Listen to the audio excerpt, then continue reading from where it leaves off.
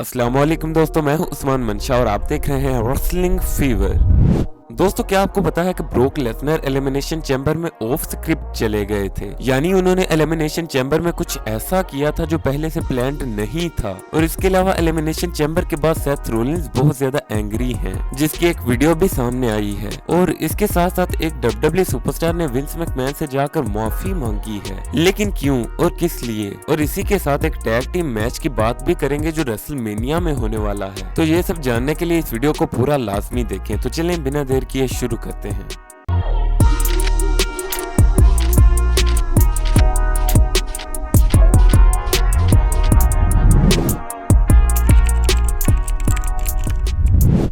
दोस्तों, सबसे पहले बात करते हैं उस सुपरस्टार के बारे में जिसने विंस मैकमैन से अपोलोजाइज किया है। तो दोस्तों, ये सुपरस्टार कोई और नहीं बल्कि है मैडकैप मोस, जिन्होंने एलिमिनेशन चैम्बर में एक बहुत बड़ा बोझ कर दिया था और नियरली बहुत बड़ी इंजरी का शिकार होने वाले थे। लेकिन दोस्तों, रिपोर्ट्स के मुताबिक वो बिल्कुल ठीक है और इसके साथ साथ उन्होंने विंस मैकमैन से जाकर अपोलोजाइज यानी माफी भी मांगी है। और वो इसलिए कि वो सही से इस मूव को एग्जीक्यूट नहीं कर पाए। और दोस्तों, ना सिर्फ विंस मैकमैन बल्कि उन्होंने ड्रू मैकिंटायर से भी अपोलोजाइज किया, क्योंकि ड्रू मैकिंटायर को एक सेफ रेसलर समझा जाता है। लेकिन इस बोझ की वजह से उनकी इमेज भी खराब हो सकती थी। दोस्तों, इसके बाद बात करते हैं उस टैग टीम मैच के बारे में जो कि बहुत जल्द रेसलमेनिया के लिए ऑफिशियल हो जाएगा। तो ये मैच होने वाला है द मिस्टीरियोज यानी रे मिस्टीरियो और Dominik Mysterio versus the miss and Logan Paul. अब लोगन पॉल आपको पता होगा कि एक अमेरिकन यूट्यूब पर्सनैलिटी है, लेकिन वो डब्ल्यूडब्ल्यूई में इससे पहले भी आ चुके हैं, मगर ये उनका एक पहला प्रॉपर मैच होगा और डब्ल्यूडब्ल्यूई शायद बहुत जल्द इस मैच को ऑफिशियल कर देगी, यानी ये एक तरह का स्पॉइलर है।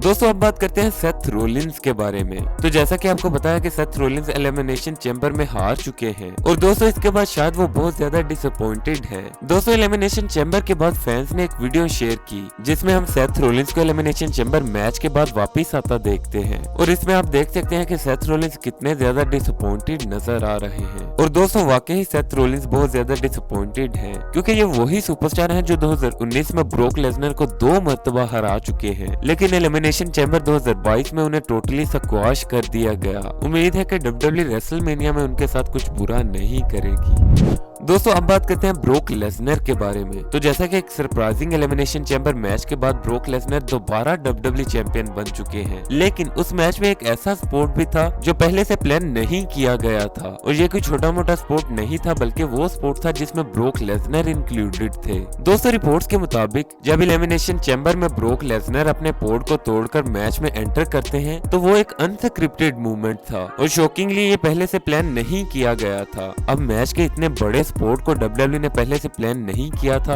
ये वाकई ही बहुत ज्यादा शॉकिंग है। और इसमें डब्ल्यूडब्ल्यूई का प्लान नहीं था बल्कि ये ब्रोक लेसनर का अपना ही प्लान था। दोस्तों, आप ब्रोक लेसनर के इस अनस्क्रिप्टेड मूवमेंट के बारे में क्या कहते हैं हमें कमेंट सेक्शन में जरूर बताइएगा। अगर आपको वीडियो पसंद आई हो तो वीडियो को लाइक जरूर करें। ऐसी मजीद रेसलिंग वीडियोस के लिए चैनल को जरूर सब्सक्राइब कर लें। Thanks for watching and good bye.